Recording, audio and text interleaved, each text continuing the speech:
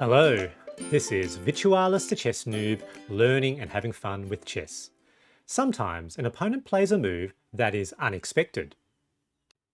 I played the Vienna game in this game, and my opponent surprised me from the beginning with an immediate and aggressive queenside push with their pawns. How did the game turn out?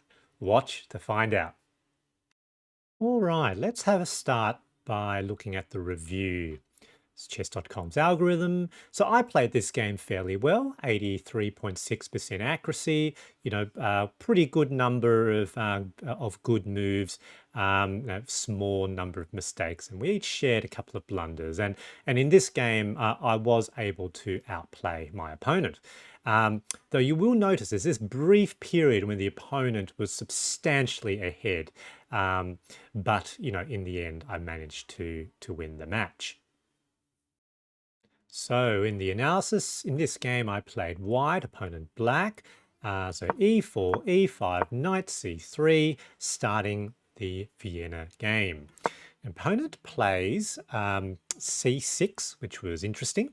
I developed bishop to c4, and now this was where it was quite unexpected. The opponent now plays b5, immediately launching a queenside pawn push. So that was quite interesting. I decided to drop my bishop to b3.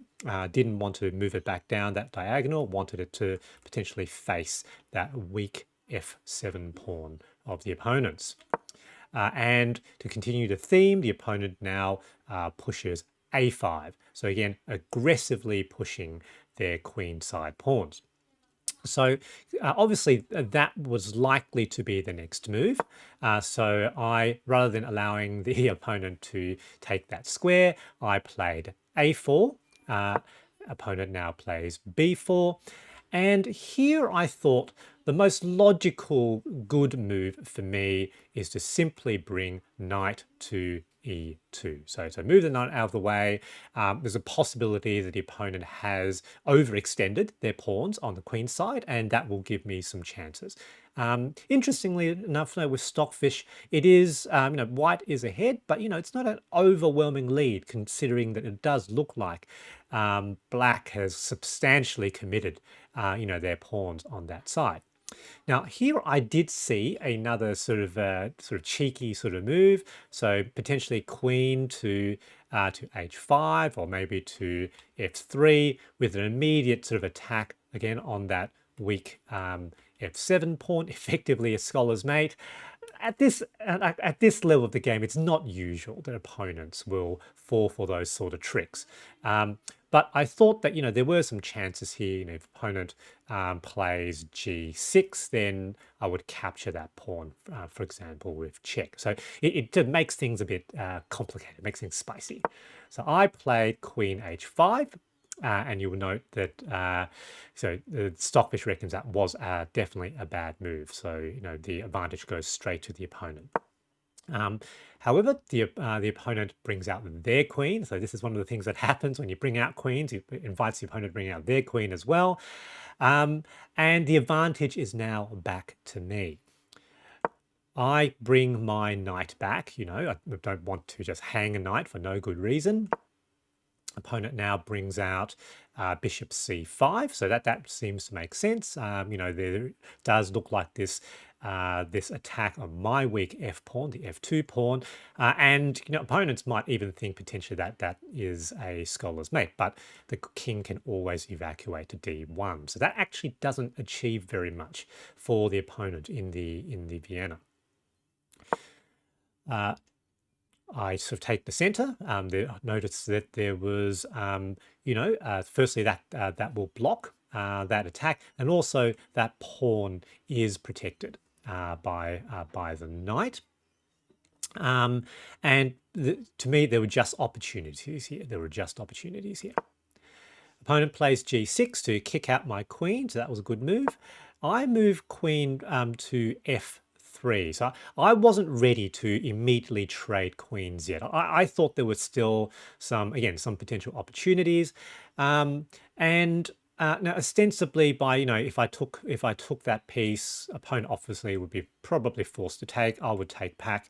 I didn't like having sort of doubled pawns in the center.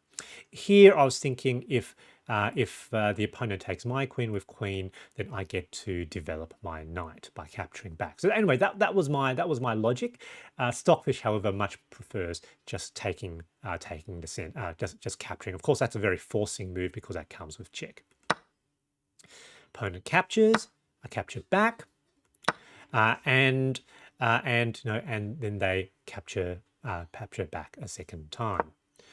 Again, here I knew that it was probably better for me just to move the queen out of the way. So I didn't want to capture, allowing them to develop their knight in the process. And I thought that maybe I could force something, potentially force an error. Simply, if the queen stops protecting the f7 pawn, there is an opportunity for me to capture. So that was my logic here. And effectively, I'm gambiting that bishop. So they take the bishop, I capture. Here, it still looks like it's pretty bad for me. However, I had confidence. I had confidence in this position that the opponent might make a mistake as long as I keep up with the threats. So opponent forced to move their king out of the way. And now knight f3, again, another threat on that queen, forcing it to move. Now they capture the G pawn, and I was reasonably comfortable that was probably good for me, because what I was seeing was that I could potentially completely gobble up those pieces on the king side, but I needed to get the right opportunity to do that. So another threat. So keep threatening the queen. Opponent plays the right move, and then rook forward. Again, that is not the most accurate move, but I just wanted to keep up the pressure on the queen. And here, everything actually is defended. So that pawn is defended, that knight is, so that rook is defended. So everything is defended at the moment. And here, the opponent makes the blunder. Okay, so they move their queen out of the way. They, however, still wanted to ostensibly be in the game and potentially not lock themselves in, I suppose, between those pawns. But now they're too late. They can't prevent me from capturing these two pieces. So queen g7. I was very, very happy, and you can see the wild move of the evaluation bar from, I think, around what was it, from. Yeah, so previously they were, what happened here? Yeah, so at this point it was -4, and then, these series of moves, basically now I'm sort of +7. They sort of launch a pawn, but to no avail. They can capture, but now that comes with check. So definitely winning position now, and I'm making a sort of a series of moves, just keeping the king potentially in check to recapture these pawns in the center. Capture there. Opponent now brings their queen ostensibly to defend, and at this point, given that I'm quite a bit up on material, I was actually quite keen to trade queens. So capture pawn again, inviting the trade. Interestingly, they didn't take, and I have to admit, I straight out missed that knight was hanging.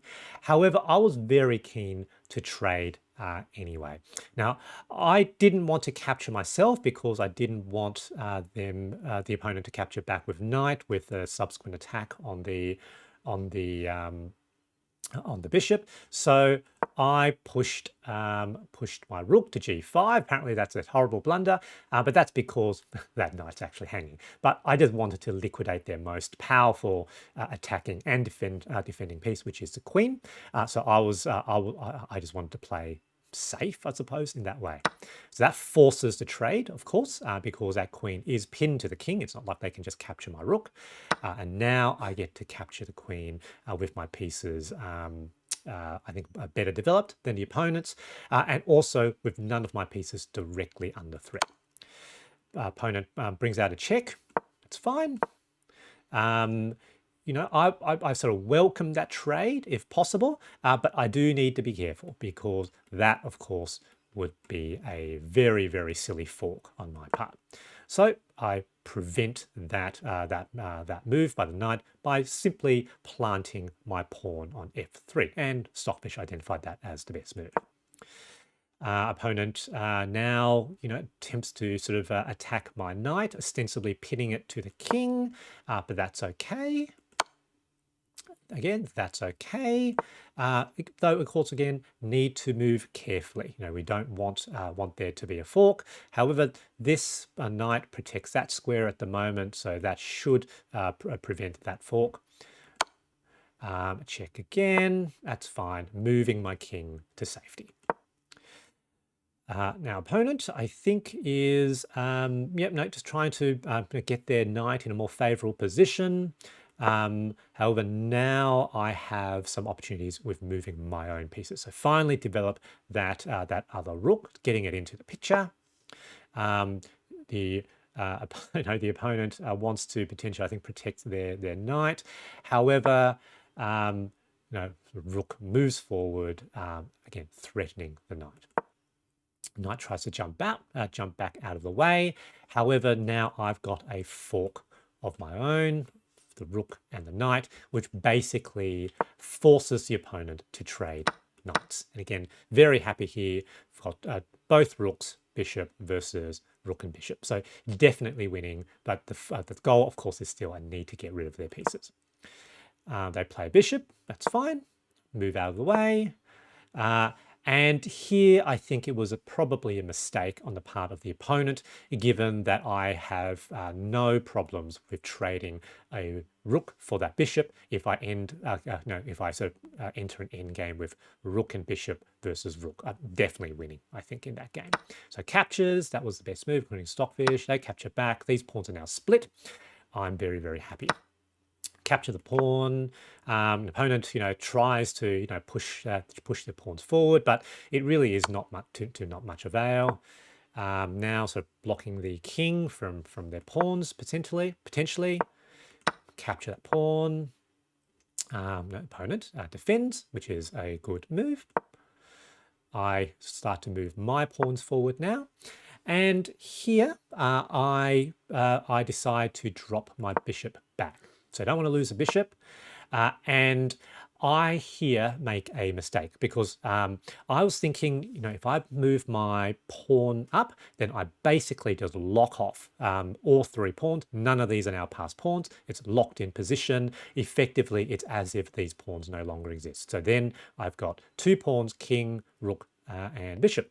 However, but rather than putting the pawn straight to b3 and basically locking my bishop in jail, effectively, I could have actually just moved bishop straight to that square, which comes with check, and then moved the pawn, and then rook, bishop versus rook. That's a much easier win. Nonetheless, I just saw, I suppose, a more short-term, less. I didn't see the tactic, so I just straight out pushed the pawn there, closing that whole line of movement for the opponent's pawns, effectively negating the existence of their pawns. Opponent moves a king, doesn't really do very much. Move the pawn forward, check, check. Move the pawn forward. Yep, move the king, check, move the king, basically using the king, rook, and pawn to advance the pawn. Check, that's fine. Happy for the trade. Of course, they don't want to trade. Check, forces the king, move the king up, and now on the verge of promoting or forcing a trade of the rook for the pawn.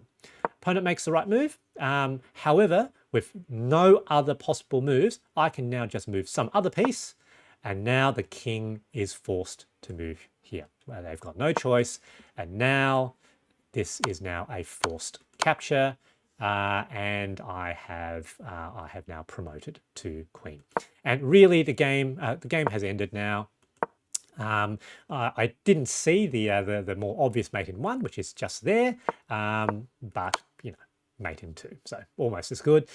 Great game from the opponent. GG. One of the tricky things with queens roaming the board early in the game is that what are seemingly small inaccuracies that aren't obviously bad will turn out to be a major blunder. With threats come opportunities. I hope you enjoyed this video and thanks for watching.